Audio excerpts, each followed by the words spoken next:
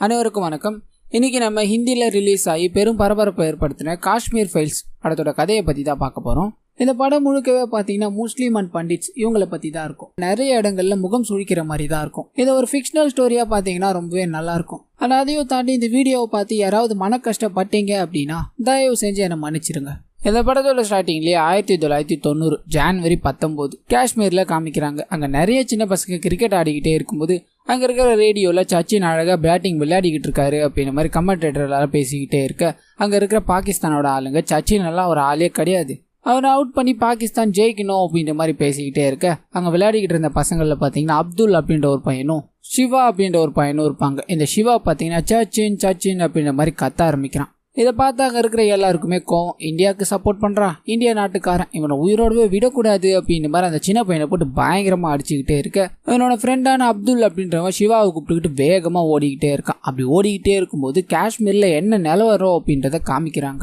பல அப்பாவி இந்திய மக்கள் பயங்கரமாக படுகொலை பண்ணுறாங்க. கண்ணில் பார்க்குறவங்கள அழைச்சி சுட்டுக்கிட்டே ஒரு கும்பல் சுற்றிக்கிட்டே இருக்க, இந்த காஷ்மீர் எங்களுக்கு தான் சொந்தம், எங்க இருக்கிற பண்டிட்ஸ் எல்லாருமே வெளியே போகணும் அப்படின்ற மாதிரி நிறைய இடங்கள்ல பயங்கர போராட்டமும் மனசை பதற வைக்கிற அளவுக்கு அட்டூழியங்களும் நடந்துகிட்டு இருக்கு.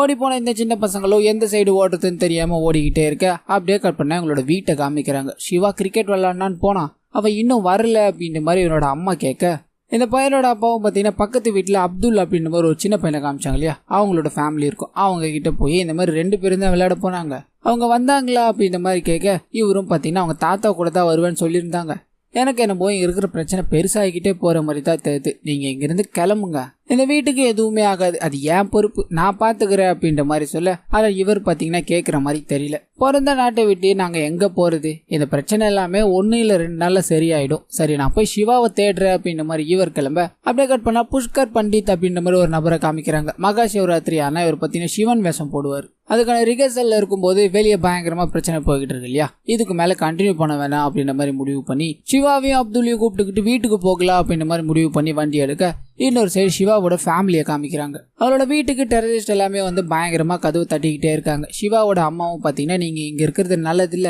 நீங்க மேலே போய் அந்த அரிசி டப்பால ஒளிஞ்சுக்கோங்க, நான் எப்படியாவது அவங்கள பேசி அனுப்பிடுறேன் அப்படின்ற மாதிரி சொல்லிட்டு போய் கதவை திறக்கிறாங்க. உள்ள வந்த டெரரிஸ்ட் எல்லாமே பண்டிட்ஸ் யாராவது இருக்கானுங்களா அப்படின்ற மாதிரி பயங்கரமா தேடிக்கிட்டே இருக்க, பக்கத்து வீட்டுக்காரரை போய் பாக்குறாரு. அவன் அந்த அரிசி டப்பாக்குள்ளதான் ஒளிஞ்சுக்கிட்டு இருக்கா அப்படின்ற மாதிரி இவர் காட்டி கொடுக்க, ஸ்ட்ரைட்டா மேலே போய்கிட்டே இருக்காங்க. சிவாவோட அம்மாவோட சாரதாவும் அவரை விட்டுருங்க எதுவும் பண்ணாதீங்க அப்படின்னு மாதிரி காலை பிடிச்சி கெஞ்சிக்கிட்டே இருக்க, இவங்க எதை பற்றியும் கவலைப்படல, மேலே போய்கிட்டே இருக்காங்க. அந்த நபரை கொள்ளலாம் அப்படின்ற மாதிரி இவங்க அப்ரோச் பண்ணி போய்கிட்டே இருக்க, இன்னொரு சைடு அந்த வயசான நபரும் தன்னோட பேரனான சிவாவை கூப்பிட்டு உள்ள வர்றார். வந்த உடனே இந்த மாதிரி ஒரு சம்பவம் இல்லையா, இவரும் போய் அங்கே இருக்கிற எல்லாரும் காலையும் வந்து விட்டுடுங்கடா, நாங்கள் உங்களுக்கு என்னடா பண்ணோம் அப்படின்ற மாதிரி கேஞ்சிக்கிட்டே இருக்க, அப்போதான் இவருக்கு தெரிய வருது அங்கே இருக்கிற ஒரு மெயின் டெரரிஸ்ட் பார்த்தீங்கன்னா இவரோட ஸ்டூடெண்ட்டாக தான் இருந்திருப்பார். நான் தானே உனக்கு எல்லாத்தையும் சொல்லி கொடுத்தேன், எதுக்காகடா இந்த மாதிரிலாம் பண்ணிக்கிட்டு இருக்க அப்படின்ற மாதிரிலாம் கேட்க, இவர் அவரை போட்டு செம்மையாக அடிக்கிறார். நீங்கள் என்னோட டீச்சராக போயிட்டீங்க, அதனால நான் உங்களை கொல்ல மாட்டேன் அப்படின்ற மாதிரி சொல்லிட்டு அந்த அரிசி டப்பாவில் ஒழிஞ்சிக்கிட்டு இருந்தார் இல்லையா, அவர் அதோடவே சுட்டு தள்ளுறாங்க. அந்த டப்பாலேருந்து பயங்கரமாக ரத்தம் ஒழுவ ஆரம்பிக்குது. அரிசி எல்லாமே ரத்தமாகி கிடக்க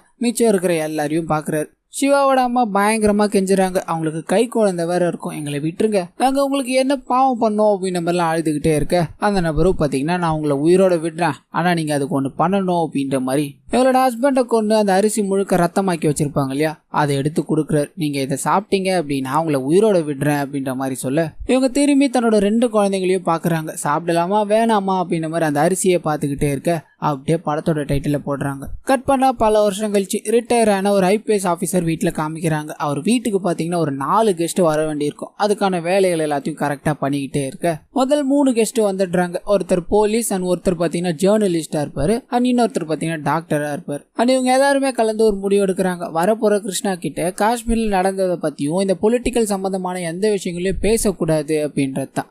அப்படியே கட் பண்ணா அந்த கிருஷ்ணா அப்படின்ற நபரை காமிக்கிறாங்க. கையில ஒரு அஸ்தியோட வந்திருப்பாரு. ஸோ இவர் யாருன்னு பாத்தீங்கன்னா ஸ்டார்டிங்ல ஒரு கதையில சிவாவோட தம்பி அப்படின்ற மாதிரி கை குழந்தையா ஒருத்தரை காமிச்சிருப்பாங்க இல்லையா, அவர் தான் இது. புஷ்கரோட பேர பையன். புஷ்கர் இறந்து போயிட்டாரு அப்படின்ற மாதிரி அஸ்தியை கொண்டு வந்திருப்பார். எல்லாரும் உட்காந்து பேச ஆரம்பிக்கிறாங்க. இவர்கிட்ட நடந்ததை பத்தியும் இல்ல பொலிட்டிக்கல் ரிலேட்டடாகவும் எதுவும் கேட்க கூடாது அப்படின்ற மாதிரி தான் முடிவு பண்ணி வச்சிருப்பாங்க இல்லையா. ஆனா இவர்கிட்ட பேச பேச அவங்களுக்கே தெரியாம கொஞ்சம் கொஞ்சமா அதை எல்லாத்தையும் கேட்க ஆரம்பிக்கிறாங்க. காஷ்மீரை பத்தி உனக்கு என்ன தெரியும் அப்படின்ற மாதிரி கேட்க, இப்ப அப்படியே ஒரு சின்ன பிளாஷ்பேக் ஒன்று ஓப்பன் ஆகுது. 2016 மோனிஷா அப்படின்றவங்க ஒரு ஆடிட்டோரியத்துல எல்லாரையும் உட்கார வச்சுக்கிட்டு ஃப்ரீ காஷ்மீர் அப்படின்ற ஒரு ஹேஷ்டாகோட பேசிக்கிட்டு இருக்காங்க. இவங்களோட கொள்கையே என்ன அப்படின்னு பார்த்தீங்கன்னா, காஷ்மீரை இந்தியால இருந்து பிரிச்சு அவங்களோட மொத்த சுதந்திரத்தையும் அவங்க கிட்டயே கொடுக்கணும் அப்படின்றது தான் இவங்களோட ஸ்பீச் எல்லாமே பாத்தீங்கன்னா இது ரிலேட்டடா தான் இருக்கும். காஷ்மீர்ல இருக்கிற முஸ்லிம்கள் எல்லாருமே பயங்கரமா தாக்கப்பட்டிருக்காங்க. அப்படி தாக்கப்பட்டவங்க எப்படி அமைதியா இருப்பாங்கன்னு எதிர்பார்க்கறீங்க? அவங்க திருப்பி தாக்கத்தானே செய்வாங்க. இதுக்கு பெரிய ஒரு வாதம் அப்படின்னா எந்த விதத்துல இது நியாயம்? இதுக்கு ஒரே வழி காஷ்மீர் ஃப்ரீ அப்படின்ற ஹேஷ்டாக் தான் அப்படின்ற மாதிரி அங்க இருக்கிற எல்லாருமே ஒரு பயங்கரமான ஸ்பீச்சை கொடுக்க ஹீரோவும் அவங்க கூட போய் ஜாயின் ஆகி அவங்களோட கொள்கையை பின்பற்ற ஆரம்பிக்கிறாரு. அப்படியே கட் பண்ணா பிரசன்ட்ல எல்லாரும் உட்காந்து சாப்பிட்டுக்கிட்டே இருக்கும்போது அந்த ஐபிஎஸ் ஆஃபீஸர் இருக்கார் இல்லையா, அவர் பார்த்தீங்கன்னா அவர் தன்னோட வாழ்க்கையில சந்திச்ச காஷ்மீர் அனுபவங்களை பத்தி நினைச்சு பார்க்க ஆரம்பிக்கிறார். இந்த சம்பவம் பார்த்தீங்கன்னா 1989 நடக்குது. புஷ்கர் பார்த்தீங்கன்னா அவரோட நெருங்கிய நண்பராக தான் இருப்பார். 2 பேரும் கார்ல வந்துகிட்டே இருக்கும்போது காய்கறி வாங்கலான்னு இறங்குறாங்க. இந்தியன் கரன்சியை கொடுத்து காய்கறி வாங்க அவங்க சேஞ்சா பார்த்தீங்கன்னா பாகிஸ்தான் கரன்சியை கொடுக்குறாங்க. எதனால இந்த மாதிரி கொடுத்தீங்க அப்படின்ற மாதிரி கேட்க, எந்த நாட்டில் இருக்கீங்களோ அந்த நாட்டு மணியை தானே கொடுக்க முடியும் அப்படின்ற மாதிரி ஒரு சின்ன சண்டை ஏற்பட ஆரம்பிக்குது. இன்னும் கொஞ்ச நாள் மட்டும்தான் உங்களால் இங்கே இருக்க முடியும், அது வரலையும் இருந்துக்கோங்க, அதுக்கப்புறம் நீங்கள் இங்கேருந்து போகல அப்படின்னா நாங்களே அடிச்சு துரத்துவோம் அப்படின்ற மாதிரிலாம் சொல்ல அந்த நபரை அரெஸ்ட் பண்ணிடுறாங்க. ஆனால் இதுக்கடுத்து இன்னும் சில பிரச்சனைகளை பார்த்தீங்கன்னா அவர் சந்திக்கிறார். காஷ்மீரில் 2 பகுதியில் இருக்கிறவங்களுக்கும் பிரச்சனை. இந்த பண்டிட்ஸ்க்கு எதுவுமே தர மாட்டாங்க, எல்லாத்தையுமே இவங்களே எடுத்துக்கிறாங்க. இந்த ரேஷன் கடையில் கூட எங்களுக்கு சரியான ரேஷனே இல்லை, எங்கள் வீட்டில் இருக்கிற யாருமே ஒரு வாய் சாப்பாடு கூட சாப்பிடல அப்படின்ற மாதிரி பண்டிட் பெண்கள் எல்லாருமே பார்த்தீங்கன்னா இவர்கிட்ட பயங்கரமாக புலம்புவாங்க. இவரும் அவங்களுக்கு என்ன ஆறுதல் சொல்றதுன்னு தெரியாமல் அங்கேருந்து கிளம்பி தன்னோட ஃப்ரெண்டான புஷ்கரை போய் பார்க்குறாரு. அங்கே இருக்கிற எல்லா ஃப்ரெண்ட்ஸும் சேர்ந்து இந்த விஷயங்கள் எல்லாத்தையும் பேசிக்கிட்டே இருக்க, அண்ட் இதுக்கு அடுத்த நாள் பார்த்தீங்கன்னா ஒரு ரோட்டில் நடந்து போய்கிட்டே இருக்கும்போது இந்தியன் ராணுவத்தோட ஆளுங்க பார்த்தீங்கன்னா 2 பேரும் அங்கே நின்றுக்கிட்டே இருப்பாங்க. அப்போ அங்கே வந்து ஃபரூக்கி அப்படின்றவ 2 பேரையுமே சுட்டு தள்ளிட்டு இந்திய நாட்டோட கொடியை தூக்கி போட்டுட்டு பாகிஸ்தானோட கொடியை வைக்கிறான். அண்ட் இது மட்டும் இல்லாமல் அந்த ஏரியாவில் நிறைய கொலைகள் நடந்துகிட்டே இருக்கிறதால வேற வழியே இல்லாமல் காஷ்மீரோட சிஎம் போய் பார்க்குறாரு. நடந்த விஷயங்கள் எல்லாத்தையும் சொல்லி ஏதாவது ஆக்ஷன் எடுங்க அப்படின்ற மாதிரி கேட்க, அவர் பார்த்தீங்கன்னா ஃபரூக்கிக்கு தான் சப்போர்ட்டாக இருப்பார். இது எங்களுடைய இடம், அங்கே இருக்கிற பண்டிட்ஸ் எல்லாருமே வெளியே போகணும், அதுக்காக எந்த ஆக்ஷன் ஆகலாம் நான் எடுப்பேன் அப்படின்ற மாதிரி சொல்ல இவருக்கு தெரிஞ்சு போச்சு யாரும் உதவ வரமாட்டாங்க அப்படின்ற விஷயம். இந்த சீன் இதோட கட் பண்ணி அந்த 2016 ஃபிளாஷ்பேக் கொண்டு வந்தது இல்லையா, கிருஷ்ணா பார்த்தீங்கன்னா அங்கே இருக்கிற எல்லா பசங்க கூட மிங்கில் ஆகி காலேஜில் நடக்கிற பிரசிடென்ட் எலெக்ஷனுக்கு நிற்கிற அளவுக்கு வாழ்ந்துட்டு இருப்பான். எல்லார்கிட்டையும் ஓட்டு கேட்டு பிரச்சாரம் பண்ணணும் அப்படின்ற மாதிரி இவன் தயாராக இருக்கும்போது அந்த லேடி பார்த்தீங்கன்னா உனக்கு கூப்பிடுறாங்க. உன்னோட எஃபர்ட்டை நீ முழுமையாக போட்டாதான் அதில் வெற்றி பெற முடியும், இது உன்னோட வாழ்க்கையில் நடக்க போகிற முக்கியமான சம்பவம், டெரரிஸ்ட் இதை ஒழிக்கிற, டெரரிஸ்டமே இல்லாமல் பண்ணுற அப்படின்ற மாதிரி பிரச்சாரத்தை பண்ணுறதை விட்டுட்டு புதுசாக அதாவது இந்த இந்தியன் கவர்மெண்ட்டுக்கே எதிராக நீ பிரச்சாரம் பண்ணு, அப்போதான் பாலிடிக்ஸ்னா என்ன அப்படின்றது புரியும் அப்படின்ற மாதிரி சொல்ல அப்படியே கட் பண்ண அவர் அங்கேருந்து கிளம்பி தன்னோட வீட்டுக்கு போயிட்டு இருப்பார். வயசானவரோட தாத்தா ஆர்டிகல் 370 ஒழிக்கணும் அப்படின்ற மாதிரி போராட்டம் எல்லாத்தையும் பண்ணிட்டு வீட்டுக்கு வராரு. தன்னோட பேரை ஃப்ரீ காஷ்மீர் அப்படின்ற ஹேஷ்டேக்ல கலந்துகிட்டு இருக்கான். அதனால இவன் மேல தேச துரோக வழக்கெல்லாம் போட்டிருக்காங்க அப்படின்ற விஷயம் தெரிய வருது. பயங்கரமா கோவப்படுற, நீ படிக்கிறத விட்டுட்டு எதுக்காக இந்த மாதிரி எல்லாம் பண்ணிக்கிட்டு இருக்க? ஃப்ரீ காஷ்மீர் அப்படின்ற கும்பலால தான் நம்ம பண்டிட்ஸ் எல்லாருமே அழிஞ்சு போனாங்க, அதை நான் மறுபடியும் கேட்க கூடாதுன்னு இருந்தேன், ஆனா நீயே இப்படி பண்ணிக்கிட்டு திரியிறியே அப்படின்ற மாதிரி நிறைய விஷயங்களை பேச, ஆனா இவர் பாத்தீங்கன்னா அது சுத்தமா மறுக்கிறார். பண்டிட்ஸா அவங்க இப்படி கொடுமைப்படுத்தவே கிடையாது, அப்படி ஒரு விஷயங்களே நடக்கல அப்படின்ற மாதிரி பேச இவரோட தாத்தா இது எல்லாத்தையும் நேர்ல பார்த்தவர் இல்லையா, அப்படி சொன்ன உடனே இவருக்கு ஒரு மாதிரி ஆயிடுது. இப்ப அப்படியே பிளாஷ்பேக் கட் ஆகி மறுபடியும் பிரசன்ட்டுக்கே போகுது. அங்க இருக்கிற எல்லாருமே பேசிக்கிட்டே இருக்கும்போது ஒரு லேடி பாத்தீங்கன்னா அங்க இருக்கிற எல்லார்கிட்டையும் வீடியோ கால் பேசுறாங்க. ஹீரோ கிட்டையும் பேச, உன்னோட ஃபேமிலிக்கு நான் அப்படி ஆகும் எதிர்பார்க்கவே இல்லை அப்படின்ற மாதிரி சொல்லுவாங்க. இதை கேட்ட இவருக்கு என்னன்னு புரியல, ஏன்னா அவரோட ஃபேமிலி மொத்தமும் ஆக்சிடென்ட்ல இறந்து போயிடுச்சு அப்படின்ற மாதிரி தான் தாத்தா சொல்லி வச்சிருப்பாரு. ஆனால் அவங்க வேற மாதிரி பேசினாங்க இல்லையா, அதனால என்ன ஆச்சு அப்படின்ற மாதிரி கேட்க அவங்க எதுவும் சொல்ற மாதிரி இல்லை. சரி, என்னோட அப்பா அம்மாவை நான் பார்த்ததே கிடையாது, அவங்களோட போட்டோ ஏதாவது இருக்கா அப்படின்ற மாதிரி கேட்க அங்க இருக்கிற போட்டோவை பாக்குறாரு. முறையா தன்னோட அப்பா அம்மாவை பாக்குறாரு. அது மறுபடியும் எல்லாரும் சேர்ந்து பேச ஆரம்பிக்கிறாங்க. இவரோட கொள்கையை காஷ்மீரை ஃப்ரீயா இருக்கணும் அப்படின்றதா இல்லையா. இந்த விஷயம் பேசிக்கிட்டே இருக்கும்போது அங்க இருக்கிற எல்லாருக்குமே தெரிய வர பயங்கர கோவமாயிடுறாங்க. அங்க என்ன நடந்ததுன்னு தெரியுமா, உன்னோட ஃபேமிலிக்கு என்ன ஆச்சுன்னு தெரியுமா அப்படின்ற மாதிரி எல்லாம் பேசி இவருக்கு அந்த ஜனவரி 1990 என்ன நடந்தது அப்படின்றத சொல்ல ஆரம்பிக்கிறாங்க. காஷ்மீர்ல இருக்கிற எல்லாருக்குமே பாத்தீங்கன்னா ஒரு முஸ்லீம் நண்பர் ஒரு அறிக்கையை வெளியிடுறாரு. இந்த காஷ்மீர் எங்களுக்கு சொந்தமானது, இங்க இருக்கிற பண்டிட்ஸ் எல்லாருமே வெளியே போங்க, அப்படி இல்லைன்னா எங்க கிட்ட மதம் மாறிடுங்க, இல்லைன்னா செத்து போங்க, இந்த 3 வழி தான் உங்களுக்கு இருக்கு, அந்த 3 வழியை நீங்க தான் தேர்ந்தெடுக்கணும் அப்படின்ற மாதிரி சொல்ல கலவரம் பயங்கரமா நடக்க ஆரம்பிக்குது. நிறைய இடங்களை துப்பாக்கி சூடு முத கொண்டு சாகடிக்கிறது வழி ரொம்ப கொடூரமா நிகழ்த்த ஆரம்பிக்கிறாங்க. இதுக்கப்புறம் தான் ஸ்டார்டிங்ல நிறைய விஷயங்களை காமிச்சாங்க இல்லையா, அது எல்லாமே நடந்திருக்கும். அப்படியே கட் பண்ணி ரத்தத்தோட இருக்கிற அந்த அரிசியை சாப்பிட்டா அவன் குடும்பத்தை விட்டுடுற அப்படின்ற மாதிரி சொல்லியிருப்பாங்க இல்லையா, அந்த சீன் வருது. தன்னோட குழந்தைங்களுக்காக இதை நான் பண்ணிதான் ஆகணும் அப்படின்ற மாதிரி அந்த ரத்தம் கலந்த அரிசியை சாப்பிடுறாங்க. இதனால அங்க இருக்கிற எல்லாருமே சந்தோஷமா அங்க இருந்து கிளம்பிட காஷ்மீர் முழுக்க கலவர பூமி ஆயிடுது. ஆயிடுது. புஷ்கரோட பையனை கொண்டுட்டாங்க இல்லையா, இதனால தன்னோட டாக்டர் நண்பனுக்கு ஃபோன் பண்ணி ஏதாவது ஆம்புலன்ஸ் அனுப்ப முடியுமான்னு கேட்கிறாரு. ஆனா எந்த உதவியும் கிடைக்கல. இவரோட ஐபிஎஸ் நண்பருக்கும் ஃபோன் பண்ணி இது எல்லாத்துக்குமே நீயும் ஒரு காரணம் தான்றத மறந்துடாத, என்னோட பையன் இறந்து போயிட்டான், இங்க இருந்து நான் கிளம்புறேன் அப்படின்ற மாதிரி முடிவு பண்ணி அவரோட ஜேர்னலிஸ்ட் ஃப்ரெண்டு இருக்கார் இல்லையா, அவர் ஒரு கார் எடுத்துட்டு வருவார். அது மூலயமா அந்த ஊரை விட்டே கிளம்பணும் அப்படின்ற மாதிரி முடிவு பண்றாங்க. நடந்த இந்த எல்லா விஷயங்களையுமே நீ நியூஸ்ல போடணும், இங்க என்ன நடந்தது அப்படின்றது தெரியணும், இதுக்கு எல்லாத்துக்கும் இவங்க ஒரு நாள் பதில் சொல்லி ஆகணும் அப்படின்ற மாதிரி இவரோட ஃப்ரெண்டு கிட்டே இதை பத்தி எழுத சொல்லிட்டு ஒரு நபரோட வீட்டுக்கு அடைக்கலமா போறாங்க. இந்த நபர் பாத்தீங்கன்னா முஸ்லிம்களுக்கு ஆதரவா நிறைய கவிதைகள் எல்லாத்தையும் எழுதி இருக்கிறதால அவங்க எல்லாருமே ஒரு நம்மளுடைய ஆளுதான் அப்படின்ற மாதிரி இவர் சேர்த்துக்கிட்டு இருப்பாங்க. அதனால இவரோட வீட்டை யாரும் எதுவும் பண்ண மாட்டாங்க,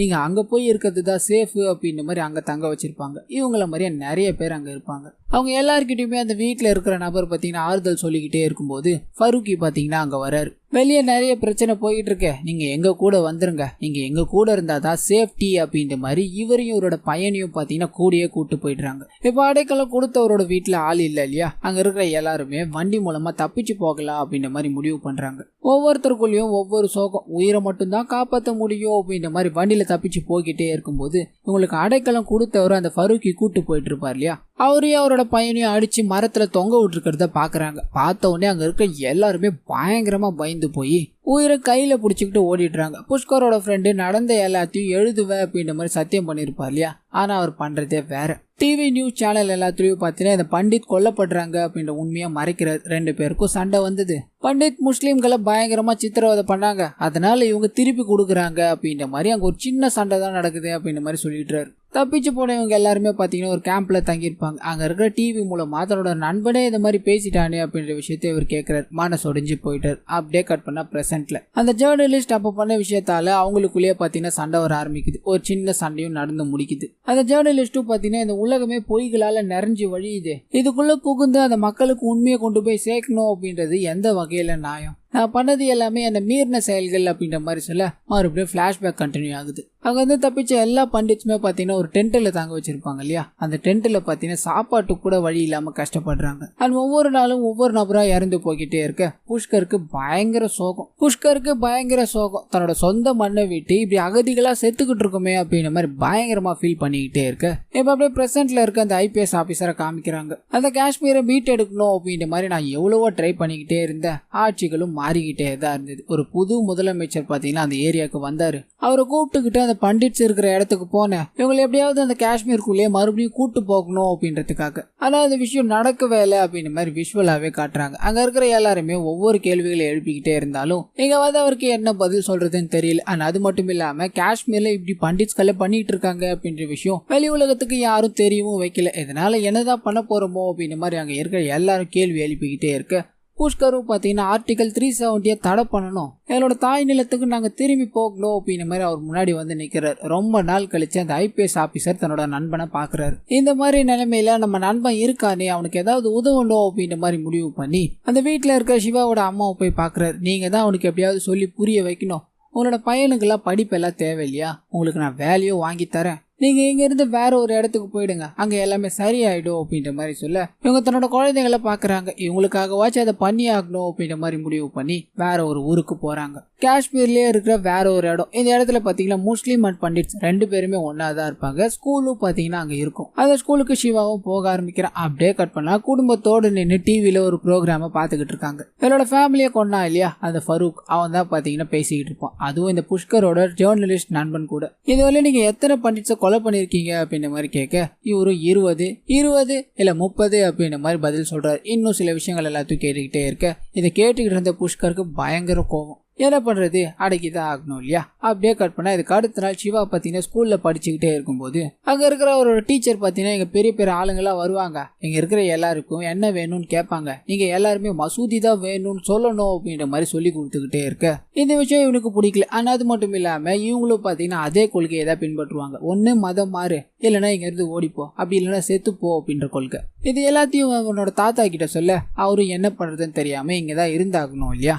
அதனால அவனுக்கு நிறைய தைரியத்தை கொடுக்குறாரு. இப்போ அப்படியே கட் பண்ணி 2016 ஃபிளாஷ்பேக் இருக்கு இல்லையா, அது கண்டினியூ ஆகுது. தன்னோட தாத்தாக்கு பார்த்தீங்கன்னா பயங்கரமா உடம்பு முடியாம இருக்கும், படுத்த படுக்கையா இருப்பார். கிருஷ்ணாவும் போய் அவரை பார்க்க இறக்குற தருவாயில இருக்கும்போது காஷ்மீர்ல அவர் அனுபவிச்ச சுகங்களை பத்தியோ அவர் அனுபவிச்ச வேதனைகளை பத்தியும் நிறைய விஷயங்களை சொல்றாரு. எனக்காக நீ ஒரே ஒரு உதவியை மட்டும் பண்ணு, நான் இறந்து போயிட்டேன்னு வையேன், என்னோட அஸ்தி எடுத்துக்கிட்டு காஷ்மீர்ல இருக்கிற என்னோட வீட்டுல போய் போடு. என்னோட சாம்பல் ஆச்சு என்னோட வீட்டில் போனதா இருக்கட்டும். அப்படி போறதுக்கு முன்னாடி என்னோட ஃப்ரெண்ட்ஸ் எல்லாம் இருப்பானுங்க, அவனுங்களை எல்லாத்தையும் கூப்பிட்டுக்கிட்டு அங்கே போ அப்படின்ற மாதிரி சொல்ல அந்த இடத்துல இறந்து போயிட்டார். இந்த விஷயத்த அந்த லேடி கிட்ட சொல்லி நான் காஷ்மீர் போக வேண்டிய வேலை இருக்கு, என்னோட ஸ்பீச் அப்ப கரெக்டா நான் இங்க இருப்பேன் அப்படின்ற மாதிரி சொல்ல அவங்களும் நீ காஷ்மீர் தானே போற, இதை வச்சே நீ உன்னோட ஸ்பீச்சுக்கு ரெடி பண்ணிக்கோ. அங்க இன்டர்நெட் வசதி இல்லாததால அங்க என்ன நடக்குது அப்படின்றது அவ்வளவா யாருக்கும் தெரியாது. நீ போய் அதை எல்லாத்தையும் கேப்சர் பண்ணி இந்த சமூகத்துல என்ன நடக்குது அப்படின்றது ஒரு ஸ்பீச்சாவே கொடுத்துரு, இதுக்கு உனக்கு ஒருத்தர் உதவுவாரு அப்படின்ற மாதிரி அந்த நபரோட அட்ரஸையும் சொல்லி அனுப்பி வைக்கிறாங்க. அண்ட் இதுக்கு அடுத்ததான் பார்த்தீங்கன்னா ஒரு அஸ்தி எடுத்துட்டு போயிருப்பாரு. தன்னோட தாத்தாவோட ஃப்ரெண்ட்ஸ் எல்லாரையும் அங்கே அசம்பிள் ஆக சொல்லியிருப்பாரு. எல்லாரும் வந்துட்டாங்க இல்லையா. இதுக்கு அடுத்த நாள் கிளம்பி அவங்களோட சொந்த வீட்டுக்கு போறாங்க. தன்னோட தாத்தாவோட ஆன்மா சாந்தி அடையணும் அப்படின்றதுக்காக அவர் ஆசைப்பட்ட மாதிரியே அவரோட வீட்லயே அவரோட அஸ்தியை கரைக்கிறாரு. அண்ட் இதுக்கப்புறமா அந்த லேடி ஒரு நபரை போய் பாருன்னு சொல்லியிருந்தாங்க இல்லையா, அவரை பார்க்கணும் அப்படின்ற மாதிரி போட்ல கிளம்பி போறாரு. அப்ப அந்த போட்டை ஓட்டுற நபர் யாருன்னு பாத்தீங்கன்னா ஸ்டார்டிங் சீன்ல சிவா கூட அப்துல் அப்படின்னு ஒரு பையன் விளையாடிக்கிட்டு இருந்தான் இல்லையா, அவன் தான் அது.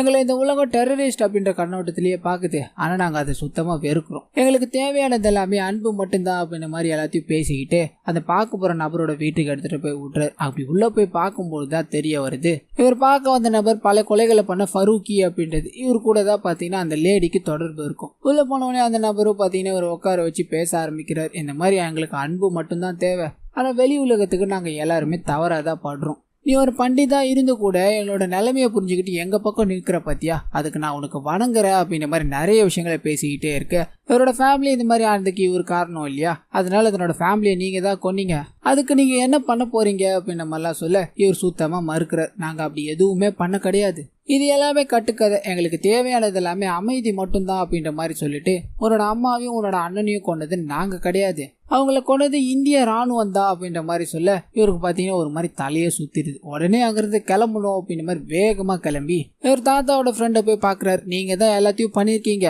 நீங்க அப்படி பண்ணதால தான் அவங்களும் பொங்கி இந்த மாதிரி பண்ணிக்கிட்டு இருக்காங்க, இதை மத சண்டையா மாத்தி நாட்டை எதுக்காக அழிச்சுக்கிட்டு இருக்கீங்க அப்படின்ற மாதிரிலாம் கேட்க இவர் பயங்கர எமோஷனல் ஆயிடுறாரு. பண்டித் ஒரு நாளுமே ஆயுதங்களை எடுத்தது கிடையாது, ஆனா அவங்களுக்கு கிடைச்சது எல்லாமே ஆயுதங்களால நிறைஞ்ச கொடூரமான சாவு. இப்ப யார பாத்துட்டு வந்திருக்க அப்படின்றது நல்லாவே தெரியும், அவனை நல்லா பிரெயின் வாஷ் பண்ணி அனுப்பியிருக்கான், அவன் சொன்னது எல்லாத்தையும் நீ நம்பிட்ட, ஆனா உண்மையான உண்மையை தாங்குற சக்தி உனக்குள்ள இருக்கா அப்படின்ற மாதிரி கேட்டுட்டு இவர் சேகரிச்சு வச்ச எல்லா நியூஸையும் எடுத்து காட்டுறாரு.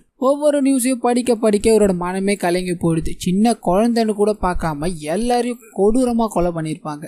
அண்ட் இவரோட அம்மா கொண்டு இவரோட அண்ணா வரலையும் எவ்வளவு கொடூரமா கொலை பண்ணியிருக்காங்க அப்படின்ற விஷயத்த எல்லாத்தையும் படிச்சு அந்த இடத்துல பயங்கரமா அழுகுறார். ஆனா அந்த நபரை போய் பார்த்து இந்த உலகத்துக்கு எது ஜஸ்டிஸ்னே தெரியல அப்படின்னு மாதிரி சில வசனங்களை பேச அப்படியே கட் பண்ணா இதுக்கு அடுத்த நாள் எலெக்ஷனுக்காக ஒரு ஸ்பீச் கொடுக்குறேன்னு சொல்லியிருந்தா இல்லையா, அந்த ஸ்பீச்ல இவர் வந்துட்டுறாரு. அங்க இருக்கிற அந்த லேடியும் பாத்தீங்கன்னா நிறைய விஷயங்களை பேசிட்டு காஷ்மீருக்கு இந்தியால இருந்து ஒரு விடுதலை கிடைக்கணும், அதுக்கான முதல் அடியா நாமளே இருப்போம், இப்ப பேச வர போறவரும் அதை பத்தி தான் பேச போறாரு அப்படின்ற மாதிரி கிருஷ்ணா பண்டித் அப்படின்ற ஒரு அறிமுகப்படுத்தி வைக்கிறாங்க. இவரும் அங்க இருக்கிற எல்லாரும் முன்னாடி பேச ஆரம்பிக்கிறார். இப்ப அங்க என்ன நடந்தது அப்படின்றது இவருக்கு எல்லாமே தெரிஞ்சு போயிடுச்சு இல்லையா, இதனால காஷ்மீரோட ஹிஸ்டரியில இருந்து ஆரம்பிக்கிறார். இந்த காஷ்மீர் அப்படின்ற பேரு எதுல இருந்து வந்தது அப்படின்றது முதற்கொண்டு எதனால பண்டித் அந்த இடத்துக்கு போனாங்க, ஆனா இதுக்கு முன்னாடி நடந்த எல்லா வரலாறு நிகழ்வுகளையும் எடுத்து சொல்லிக்கிட்டே இருக்க அங்க இருக்கிற பாதி பேருக்கு பாத்தீங்கன்னா இது பிடிக்கல. நீ காஷ்மீர்ல என்ன பாத்துட்டு வந்தியோ அதை சொல்லு, தேவையில்லாத உன்னோட ஹிஸ்டரி எல்லாம் எதுக்கு பேசிக்கிட்டு இருக்க அப்படின்ற மாதிரி கேட்க இவர் அவங்க கிட்ட இது எல்லாத்தையும் கேட்டுட்டு மறுபடியும் கம்யூனிகேட் பண்ண ஆரம்பிக்கிறார். நிறைய விஷயங்களை போட்டு சொல்லிக்கிட்டே இருக்க அங்க இருக்கிற ஒவ்வொருத்தரும் கொஞ்சம் கொஞ்சமா மாற ஆரம்பிக்கிறாங்க. ஃப்ரீ காஷ்மீர் அப்படின்ற பேர்ல இந்தியர்களுக்கு என்னென்னலாம் நடந்தது அப்படின்றதையும் முக்கியமா பண்டிட்ஸ்க்கு என்னென்ன மாதிரி எல்லாம் கொடுமைகள் நடந்தது, என்னென்ன சித்திரவதைகள் எல்லாத்தையும் அனுபவிச்சாங்க அப்படின்ற எல்லாத்தையும் சொல்லி இது எல்லாத்தையும் வெளி உலகத்துக்கு தெரியாமலே போச்சு அப்படின்னு மாதிரி ஃபீலும் பண்றாரு. தாய்கிட்ட இருந்து புள்ளைய பிரிக்கிறது மட்டும் பாவம் கிடையாது, தாய்நாட்டுல இருந்து அந்த மக்கள் வெளியே போக சொல்றதும் பாவம் தான். 5 லட்சத்துக்கும் மேல பண்டித் அவங்க அடிச்சே வெளியே துரத்துனாங்க. கணக்கே இல்லாத அளவுக்கு அங்க இருக்கிற பண்டிட்ஸ் எல்லாத்தையும் கொண்டு புதைச்சாங்க. இதுக்கு எல்லாத்துக்கும் என்ன ஜஸ்டிஸ் கிடைக்க போகுது, என்னோட ஃபேமிலியை மட்டும் நான் தொலைக்கல, இங்க இருக்கிற எல்லாருமே ஏதோ ஒரு விஷயத்த அது மூலியமா தொலைச்சிருப்பீங்க அப்படின்ற மாதிரி சொல்ல அங்க இருக்கிற எல்லாருமே இவருக்கு சப்போர்ட் பண்ண ஆரம்பிக்கிறாங்க. அப்படியே சின்ன ஒரு பிளாஷ்பேக் ஒன்று ஓப்பன் ஆகுது. இவரோட அம்மாவும் இவரோட தம்பியும் எப்படி இறந்து போனாங்க அப்படின்றது. அந்த டெரரிஸ்ட் கும்பல் பார்த்தீங்கன்னா இந்தியன் ஆர்மி மாதிரி ட்ரெஸ்ஸை போட்டுக்கிட்டு பண்டிட் நிறைய வாழ்ற இடத்துக்கு போயிருப்பாங்க. நாங்க இந்தியன் ஆர்மில இருந்து வரோம், பண்டிட்ஸ் எல்லாருமே தனியா வந்து நில்லுங்க அப்படின்ற மாதிரி அங்க இருக்க எல்லாரையும் கூப்பிட்டு நிக்க வச்சிருப்பாங்க. அதுலதான் பாத்தீங்கன்னா இவங்களும் இருந்திருப்பாங்க. அங்க இருக்க எல்லாரையும் கும்பலா திரட்டிக்கிட்டே இருக்கும்போது இந்த விஷயத்த புஷ்கர் கவனிக்கிறார். இவங்க எல்லாருமே இந்தியன் ராணுவமே கிடையாது, எதுக்காக இந்த மாதிரி பண்றீங்க அப்படின்ற மாதிரி கேட்க அப்பதான் தெரிய வந்து அங்க வந்து இருக்கிறது ஃபரூக்கி அப்படின்றது. அங்க இருக்கிற எல்லாரையுமே புடிச்சு வச்சுக்கிறார். இந்த வாட்டியும் நான் உன்னை கொல்ல மாட்டேன், ஏன்னா இங்க நடக்க போறத நீ வெளியே போய் சொல்லணும் அப்படின்றதுக்காக தான். ஆனா இதுக்காக உன்னோட மருமகளை நான் விடுவேன் மட்டும் நினைக்காது அப்படின்ற மாதிரி சொல்லி அவங்களோட ட்ரெஸ்ஸை கிழிச்சு விட்டுட்டுறாரு. இங்க நடக்க போற இந்த சம்பவத்துக்கு அப்புறம் எந்த பண்டிட்ஸ்க்குமே காஷ்மீர்ல காலை வைக்கணும்னு எண்ணமே தோணக்கூடாது அப்படின்ற மாதிரி முடிவு பண்ணி